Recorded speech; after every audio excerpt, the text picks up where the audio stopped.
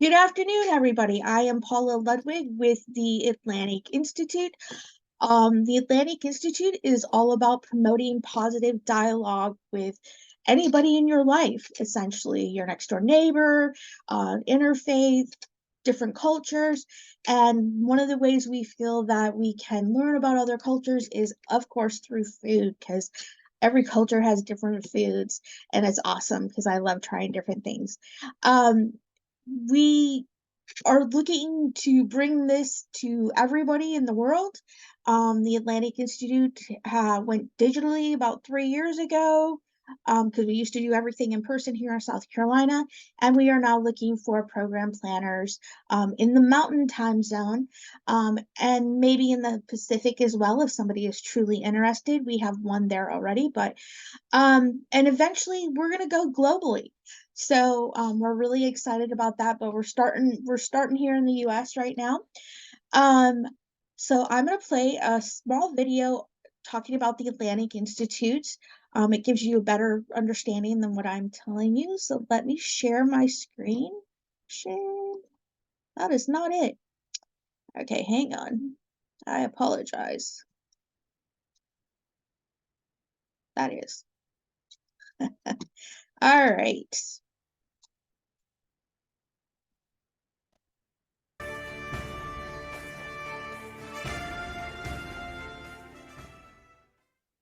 The Atlantic Institute is a nonprofit organization dedicated to promoting harmonious coexistence between peoples of various cultures, faiths, and backgrounds. We seek this goal through peaceful dialogue, education initiatives, and community organization. Our dialogue events bring together experts, community and faith leaders, and knowledge seekers to address social issues that affect us all. We feel dialogue is the most important element in peaceful coexistence, so we try and maintain several panel discussions, TED Talk events, and book clubs throughout the year. These events touch on social issues, race relations, and cultural understanding and are a mainstay of our programming. The Atlantic Institute's education events are extremely important to our mission of understanding. We want to promote socially forward critical thinking to students of all ages. To that end, we have developed programs that seek to grow the creative spirit of students and help them think about their communities and the world around them. Our Future Leaders of Dialogue event brings together nominated elite students to learn from each other as well as political and business leaders. Our art and essay contest gives students a theme about important societal issues and allows them to create wonderful works of art and writing while steering their minds towards improving their world. We are always seeking ways to educate youths and adults in order to make a peaceful world for all of us.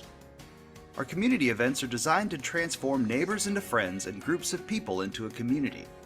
By associating with other nonprofits or by our own initiative, we are always trying to discover new avenues to improve our neighborhoods, places of worship, and community centers. We host cooking demonstrations of food from other cultures, work with various nonprofits to help elevate the work of others, and try to find a way to make the lives of those who are disenfranchised or marginalized better. Building a more peaceful world starts in our backyards, so we are dedicated to improving our communities and associations. The Atlantic Institute is always seeking like-minded volunteers and collaborators. If you would like to learn more, find volunteer opportunities, or just want to chat with our staff, please visit our website at www.atlanticinstitutesc.org or follow us on Facebook. We will never run out of fun, educational, peaceful events, so come join us to help make this world a better place full of understanding and unity. All right, awesome. All right, so I am now going to turn this over to the wonderful Natalie. She has done stuff for us in the past, and today we're going to make this dish right here that I'm kind of swimming in. And so I am going to spotlight Natalie for us now. Thank you again, Natalie. Yes. Let's see. I'll mute myself. Hello, everyone. How are you? Again, as Paula says, my name is Natalie. My name is Natalie Copeland, and I am the owner of Flavored Fork in Lexington, South Carolina. Not sure where we have folks from today. I know that Paula asked folks to enter their states and cities or countries. I think I did hear Australia in the group, and when I've done this before, there have been a lot of people from other countries, so I'm just excited about that. and hope that you will, find what I cooked today an interesting meal and something tasty. Basically, my company, Flavor Fort, specializes in healthy cooking. I teach healthy cooking to both adults, but especially children. I work in some elementary schools, contract with them with their after-school programs, and it's children in grades 1 all the way up through grade 5. And basically, I show them some of these same techniques, easy ways they can make food for themselves to be a little more self-sufficient if they're home alone. It doesn't always require the stove. Making healthy snacks on the weekends when they're sitting and watching a little television or before they go out and play. And then also, like I said, working with adults as well, showing them easy one-pot meals such as this that they can do, make a meal for the entire family. Everyone gets full and you're not spending hopefully a whole lot of money. Because I also like to talk about cooking healthy on a budget. So hopefully today you'll enjoy what I'm making. I love showing people healthier alternatives to dishes. Today we're going to make something that I call Hoppin' Jane. Now, I think everyone probably knows about Hoppin' John. For those who don't, it's a popular dish in the South that we tend to make at New Year's. It's supposed to symbolize good luck and prosperity. It's what we call our New Year's or good luck meal. And we normally have it with a side of collard greens, for example. Collard greens are supposed to represent money. The Hoppin' John dish itself is rice, black-eyed peas. Some people use red peas as well. And the peas or the black-eyed peas should represent like coins. And the more the black-eyed peas especially swell is also to represent growing prosperity. So this is why we have that meal at New Year's to bring in our good luck and good fortune for the new year. I make Hoppin' John, almost every year with the side of the collards. But one year I did decide I wanted to try to find a way to make this meal healthier, because for those of you who are from the South, you realize we do make this only at New Year's. And it's like, why are we making this dish only one time a year? This dish should be served several times a year, any time of the year. You can use it as a side, you can use it as a main. If you put sausage in it, it could be a main dish, or like I said, you keep it as a side. So what I did was what I call make Hoppin' John's healthier little sister, Hoppin' Jane. So we're replacing some of the items in the Hoppin' John. And let me turn my timer on. I don't know about you, but I have to have a timer. If I don't have a timer, I tend to forget what's happening on the stove. So, like I said, the Hoppin' John, we use rice, usually white rice. There may be pork sausage. There's vegetables. Sometimes we use some bacon in it. So some of it's a little fatty from the pork and also a little starchy from the white rice. So to lighten it up, what we're doing today, instead of rice, we're going to use quinoa. And this vegetable, this quinoa vegetables, a Pereg brand. And I think I usually get this from, you can find this in the grocery store now. I think I've seen it in Walmart. But way back then when I first discovered it, it was at, I think, TJ Maxx. But I love this brand of quinoa, and it has in it pre-washed quinoa, the dried vegetables like potatoes and carrots and onions, red bell peppers and everything, the spices. It's very good, because if you've had quinoa, just plain quinoa, quinoa by itself is not tasty. You need to put some chicken broth in it or some beef broth, or add a lot of vegetables and spices to make it very flavorful.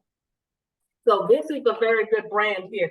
So all I've done already, I wanted to go ahead and get it started. I have 2 cups of just reduced sodium vegetable broth. And I just have the Walmart brand, nothing fancy. And a lot of times, if you are in the grocery store and you read these labels for the sodium content, a lot of times these store brands are lower in sodium, lower in carbs, sometimes lower in sugar than the name brands. So be sure to check your labels just before you pick up any one of these. But sometimes when it says lower in sodium, it's lower in sodium compared to its particular brand. And if it was already at 1,000 milligrams of sodium, just for it to come down to say 800, that's not saying a lot. If there's another brand that's only 200. So look at your labels all the time. And like I said, so I did 2 cups of the reduced sodium chicken broth, and I have 1 cup of the quinoa. And I just put in also a little bit of olive oil in it to give it a little flavor. I don't want to use butter. I want to use some olive oil, again, to kind of keep the dish light and healthy. For those of you, if there's anybody out there who has ever seen me do a cooking demo, I'm always using flavored oils and flavored balsamic vinegars. My favorite way to cook. The reason why I call my business Flavor Fork is because I want to teach people how to eat healthy, but I want that healthy food to have flavor. So I'm always using flavored oils, flavored vinegars, and lots of spices or herbs in my dishes. This is some garlic olive oil. This has already been infused with garlic. I buy this from a store here in Lexington called the Classic Cruet. I don't know if you can see that. Natalie, is there any way we can adjust the sound? It's a little choppy. Let me see. Let me see. Oh. See if I can at least turn it up. I think. Oh, there it is. Hold on.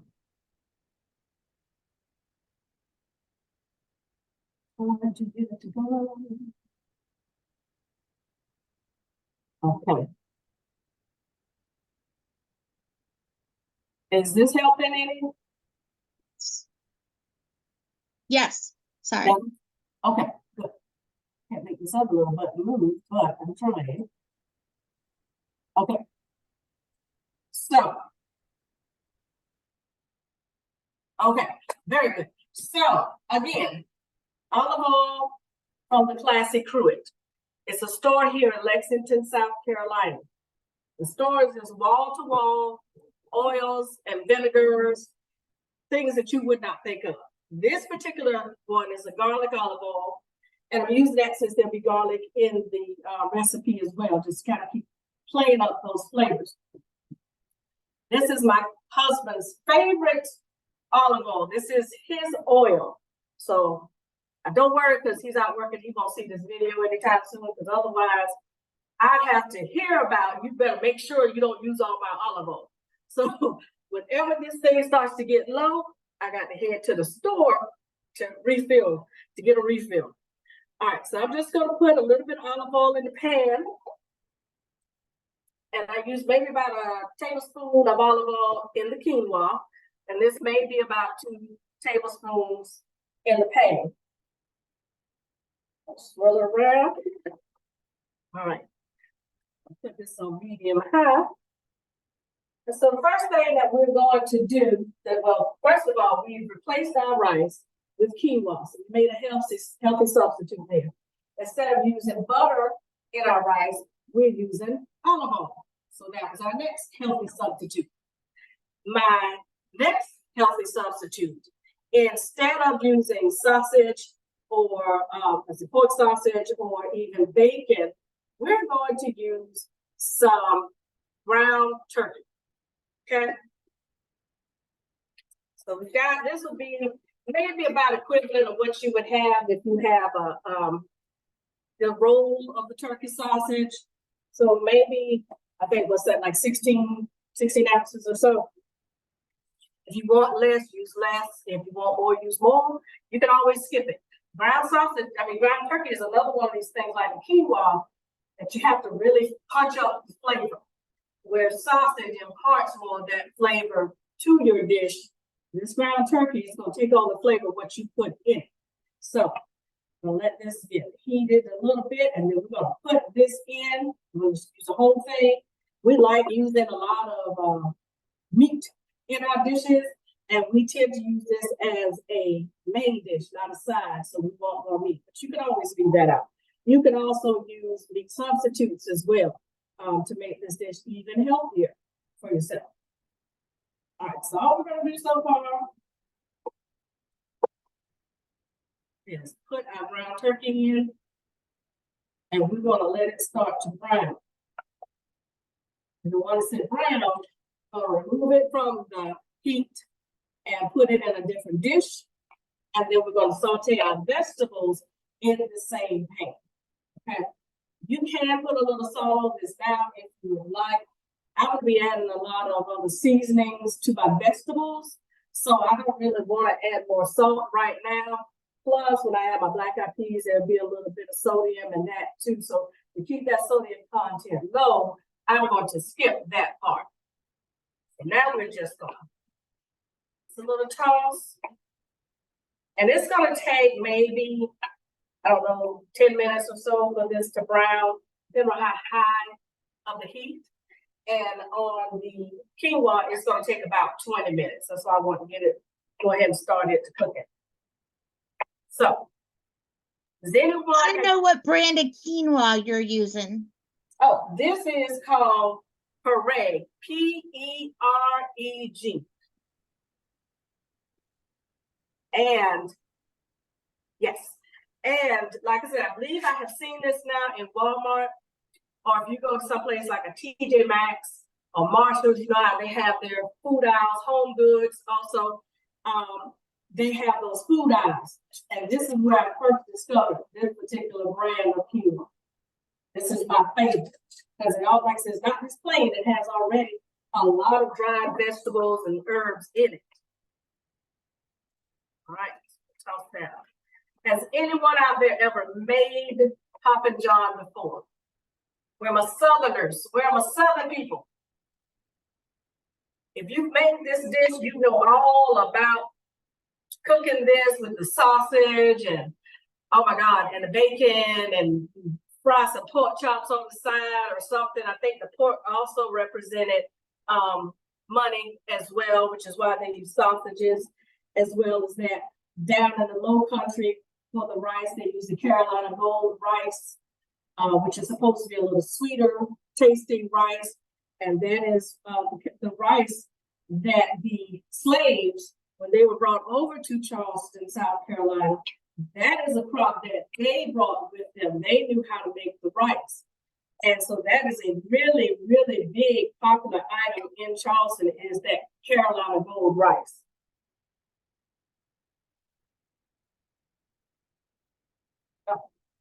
And our fried turkey is coming along nicely. When I teach the kids about cooking healthy, they don't always actually have to use an oven, but I do carry stovetops with me, countertop ovens, and different things, griddles, for days when we want to make a healthier version of, say, quesadillas. We want to show them how to make little mini pizzas that they use instead of a pizza crust. We use whole wheat English muffins. We can use whole wheat tortillas, that kind of thing. And then there are dishes that they can make without having the heat if they're home or they're younger, where they can actually use make little tuna boats. There's chicken wraps. You can use regular chicken, or you can use like a rotisserie chicken. You can use a chicken in a can, actually. Is actually very good in some of those wraps. So there's alternatives for kids to be able to use it. You don't have to cook it if it's already pre-cooked. And they add some vegetables to it, some broccoli slaw, some pineapple for the sweetness, a reduced sodium mayonnaise, and next thing you know, they've got a nutritious meal that they can use. We do a lot of cooking too with chickpeas, which is something that I didn't know a whole lot about when I started on my venture of healthier cooking. But chickpeas are very versatile. You can do a lot with chickpeas. You can roast them to make snacks, make them as spicy as you'd like. You can mash them up. You can and make fritters out of them. Another idea we like actually is a chickpea salad, which doesn't have to be cooked. You're just using plain chickpeas, and you're using a lot of these same vegetables I'm using today, like onions and bell peppers and celery and some seasoning salt, a lighter version. and that kind of thing. And it is actually very delicious.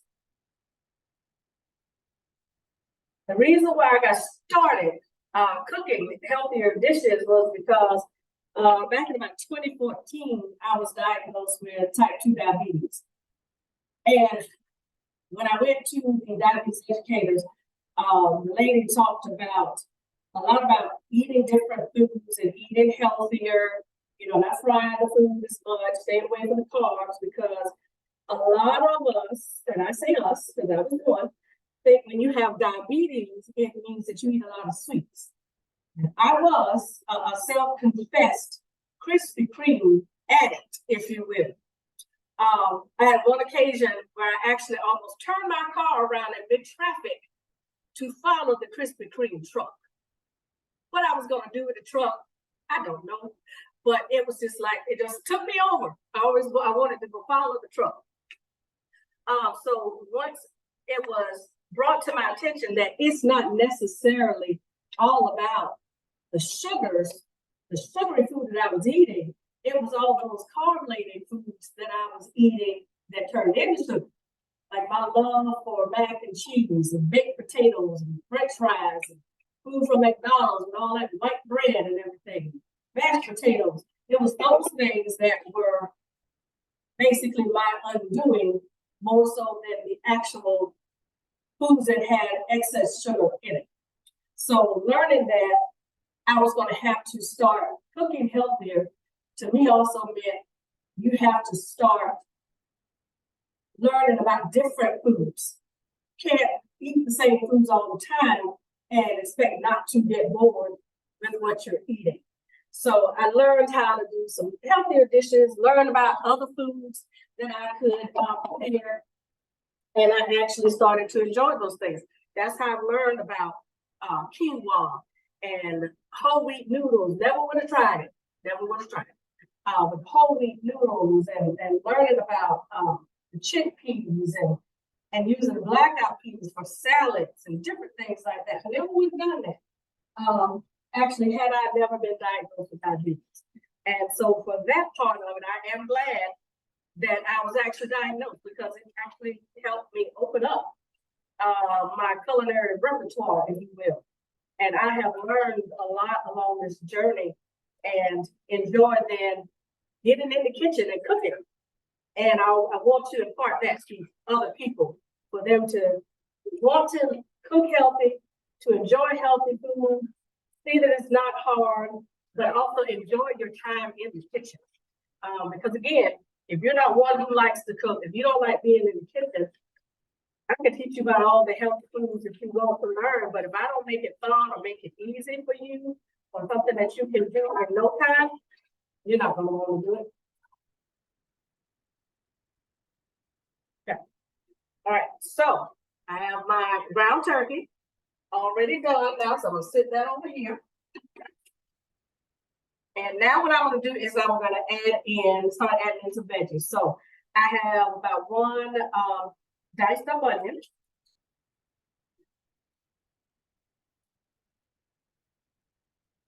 And we're not wiping that pan because we didn't use a lot of grease, but I also want to let some of that flavor hopefully impart there.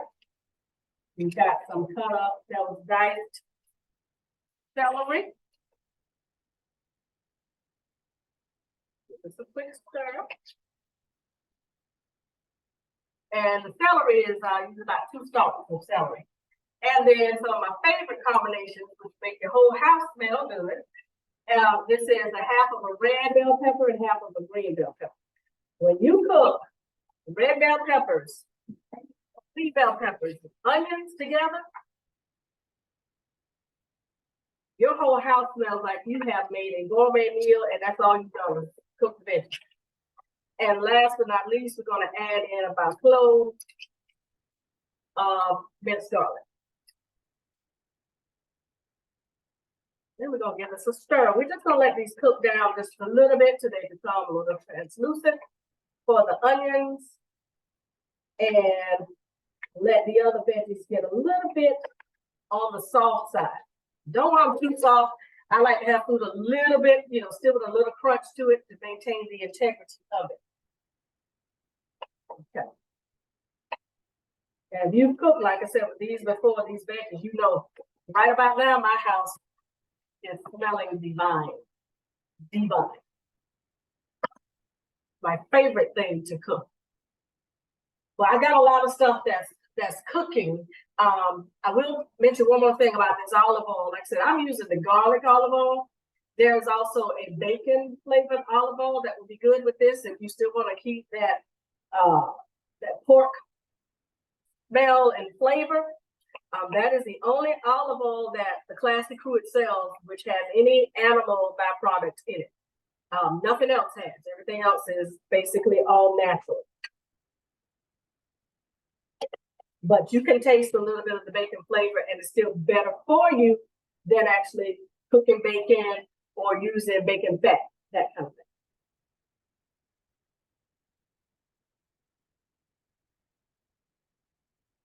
But I have a question, and hopefully I'll get some answers. How many of you actually like to cook? And if you like to cook, are you more of a one-pot meal kind of person?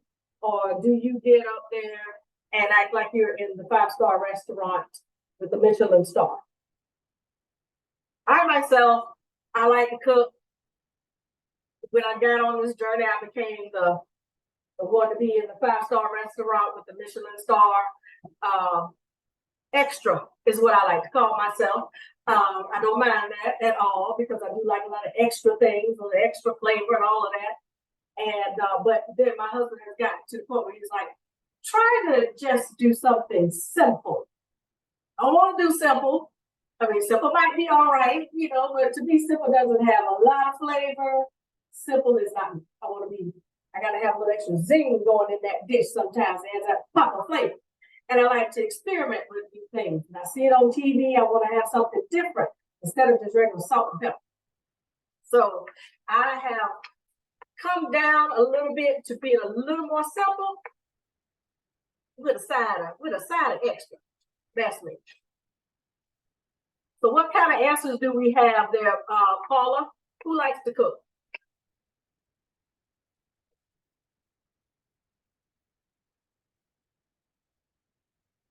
Oh, I think you're on mute, Paula.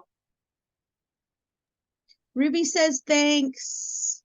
Loves cooking, simple home cooking.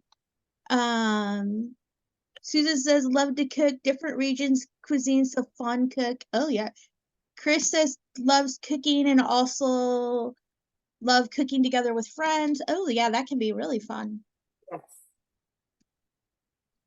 I've done that as well with the cooking with friends. We have, like for example, I have a cookbook here. Oh, like quinoa seems to be done. A cookbook here that I bought from the Classic with the olive oil and vinegar lovers cookbook. And tons of recipes with using flavor oils and vinegars in here. And then I also have another recipe book that I got when I watched this great documentary on, I think it was on Hulu, about where I learned about the Carolina gold rice and that kind of thing that the slaves were using as they moved about the country. And it was just so interesting to me. And I bought the cookbook, and some girlfriends and I have on occasion done Zooms where we'll pick out a recipe or 3 different recipes, and then we'll each, cook the recipes along with each other. That has been a very fun, something else, we need to get back to. It's just a very interesting thing to do. Okay. So at this point now, we're going to be adding in a little bit of some of that little seasoning here, which is going to give us some zing. It's going to punch this meal up a little bit.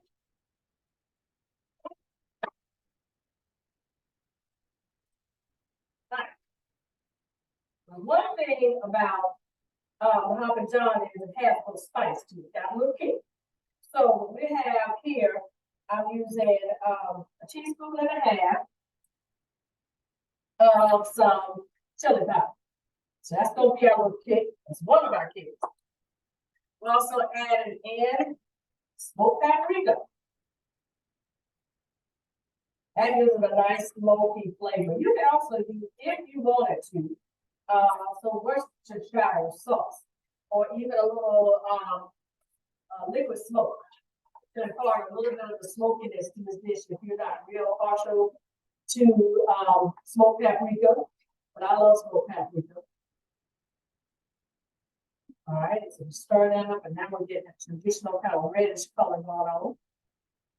And then the next thing I'm going to use is a little bit of cayenne pepper. So again, it's got a little heat to it.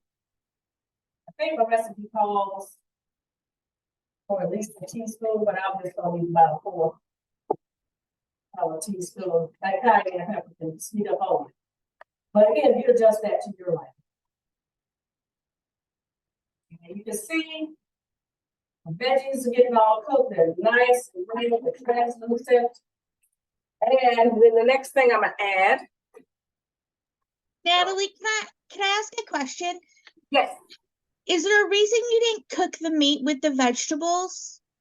Usually, when we have this dish, you're kind of letting the fat render from the meat, and it helps flavor your vegetables.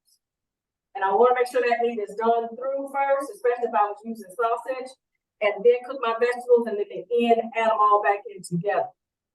So I'm kind of treating it like we would if it was sausage. Cook it first, get the fat, hopefully help do some flavoring, and then add it back in, and let these vegetables then flavor that meat. Oh, I was just wondering if cooking the vegetables and the meat together would give both of them the flavor of the meat, and the meat would get the flavor of the vegetables that way. But right. And when there you can try that. But normally, yeah, you normally cook the meat first and just let that get the fat from the meat and let it help cook those vegetables as well. Okay. Of course, I have a pop top on these black-eyed peas, and what happens is they're not popped, but not how I wanted it to. So I'm just going to use my trusty can opener. All right. So now again, not all about the big name brands. This is the Food Line brand, black-eyed peas. Real simple. Don't need a whole lot. Again, when you use these, actually, I'm gonna rinse this off a little bit. You use canned foods. What you want to do is rinse them off. Rinse off some of that sodium, some of that starch that's in your food. And that was just one can. I'm gonna let that come together. As you can see, this is a very quick meal to do. It's not hard. It's very simple. And the other thing I want to add in here, and I'm gonna throw in now, this is a little smoked bacon chipotle sea salt.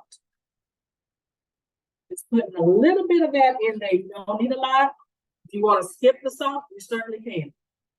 This is, again, imparting some smoky flavor like you would get from pork sausage or smoked sausage. And I'm trying to make sure I show it to you here. You can see that. This I discovered online. And it is very, very good. Just a little bit goes a long way.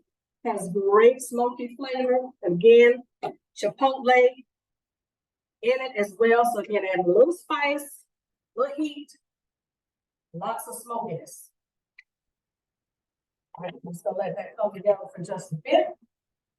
And as soon as that gets done, let it cook for a minute, and then I'm gonna move it on over to putting my quinoa in and adding my meat back in together. So, very simple.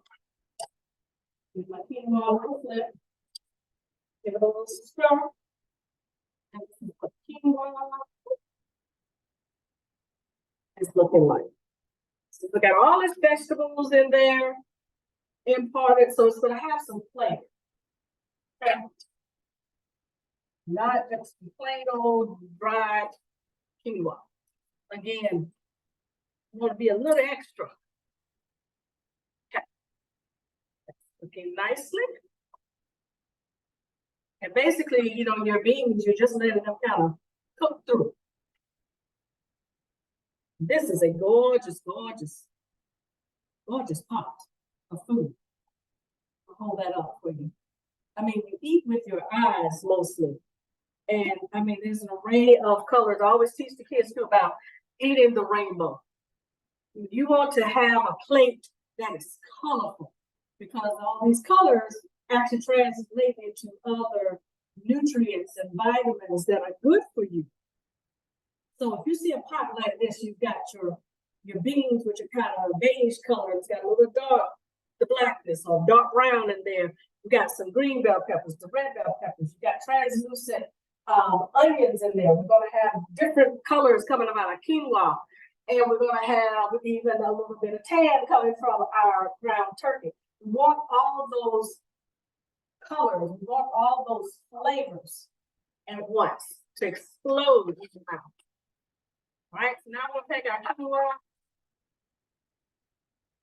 Sorry about that scraping noise. And we're just going to stir this up together. If you give it a quick mix, it's already done, so we're not letting it cook too long. And I've adjusted my heat back down to medium. And at the same time now, we're going to add in our cooked ground turkey.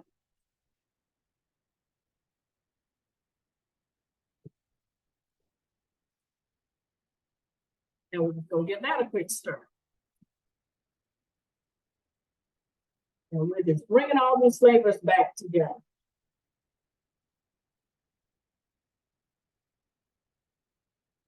And that's ground turkey. Like I said, it doesn't have much flavor. If you ever cooked with ground turkey, you know. This is not like cooking sausage. You have got to give it all kinds of flavor. And instead of giving it a lot of salt, give it some of these spices. And that's what's happening now with our ground turkey. It's getting in here with all this goodness in this pan and giving it some extra flavor. Put it on medium low, and we're just going to let it cook just for a little bit to kind of heat through. If you want to put a lid on this right now, you can. That's perfectly fine. And then when we're about done, we're going to hit it with a little lemon juice. You can, of course, a lot of times I like to use just a real lemon and cut it, squeeze it on top. But this lemon, especially if you're using ground, if you're using pork sausage, a little bit of citrus helps cut some of that fattiness out of your dish. So this would be imparting some brightness, and it would also pull out any fattiness. So it won't taste so fatty in your mouth and going down. You know, sometimes you have a meal that's just all fat. I mean, it can be pork sausages and bacon and different things. And there's nothing to kind of cut that fatty taste and feel in your mouth. And that's what some lemon juice will do. If you don't have an actual lemon, you don't have lemon juice. If you have balsamic vinegar that's flavored with lemon, you can use that. Because again, what you're looking for is the acid. Okay. Any questions so far that I can answer while I'm stirring this up? They want to know if apple cider vinegar can be used instead. I have not done apple cider vinegar. I don't think I would use that. I would, in this case, if I had to use a vinegar, I would either use a white wine vinegar or possibly even just white vinegar. Because I'm not looking for it necessarily to add flavor. I'm just using it to get the acid and cut the fat. And apple cider vinegar will have a little bit more sweetness to it. So I don't think I want that in this. That's a great question, though. I'm gonna give it a little splash. And again, you're not gonna use much. If you have a lemon, you could use like a half of a lemon. Like I said, it's just to give it some acid in here. If you ever watch some of these cooking shows, like I love the one, they always talk about use some acid to cut that fatty. It's always too fatty. And that's always in my head when I cook anything with a effect to it. They always give it this to punch up. And when you're cooking your seafood dish, they always squeeze that lemon over to give it that brightness, to kind of brighten that food up. And it really, really does help. Okay. And just like that, really, the dish is done. Like I said, the quinoa itself takes about 20 minutes, 10 minutes on your turkey, and then the rest of everything else is just fit time chopping and bopping, getting the vegetables together and getting them in the pot. Because at that point, now you're just warming things through. And with that, you fix yourself a nice hearty bowl or a plate. Like I said, if I was using this will be our dinner for today, as a matter of fact. I always try to cook with my husband in mind because he's always like, you cook for everybody else, where's my food? So I always cook something that I know he will like as well. So this will be our entire dinner for today. I don't serve this with a side of bread or anything like that. I know you might be tempted to go get you some biscuits or a slice of white bread. Don't do it. Don't do it. Fight against it, push back on it, because you already have some carbs in here with these black eyed peas. You got a little bit of carbs coming from that quinoa. Don't add any more carbs to this. Don't add. These are healthier carbs for you. They what they call complex carbs. So they're easier to digest. They're not going to spike your blood sugar up and then dump it back down. Kind of hopefully keeps things even for you. And because you're using things like quinoa, black eyed peas, they're full of fiber. These things also help you stay full longer, which means that you will eat less during the day. So these are the things that you want, some nutritionally dense foods to help you in your quest to eat healthier and to hopefully also save a little money. Black eyed peas, a can of black eyed peas, depending on where you buy them from, no more than like $1.50. Some you probably get for like 80-something cents from Lidl or Aldi or something. The quinoa I've had for a while, I think maybe costs about $3. I can't remember. Ground turkey is probably going to be the most expensive item. But even at that, for if it was $4, I'm gonna say, it's still, you've got a huge pot here that can serve several people, or you can eat on it several days. So when you look at it like that, how many servings you get or how long it's going to last, it still saves you money in the long run.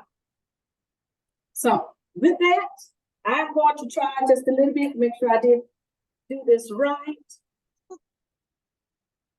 Normally, I'm not going to advocate eating right out of the pot, but this will be me and my husband. So this is what your finished product will look like, and hopefully it will taste good.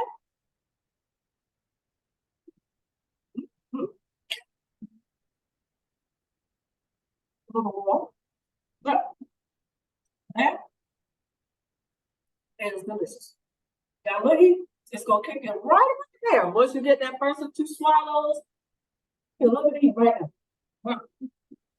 All in all, that is good. A little bit of heat is also fine because it helps rev up your metabolism as well. That is also good for you. But it's not so hot that it's gonna make you break out in the sweat. That's a whole nother level of metabolism, but I don't need right there. So, anybody have any questions about how to make this meal? Anybody have any ideas of how you could make this even more of your own? She might be hopping Jane for me. She could be hopping somebody else for someone else out there. You can make it take on some Mexican flavors if you want to, I'm thinking. I haven't tried that yet. Lime juice, maybe some cilantro topping it off. More the Mexican chili powder or something. Add a little cumin to it. That would be a different take on the hopping jar. But I'd love to hear your ideas and any of your feedback. I think they're good. I think you explained it very well. Thank you again, Natalie. Thank you, everybody. I am going to end the recording now.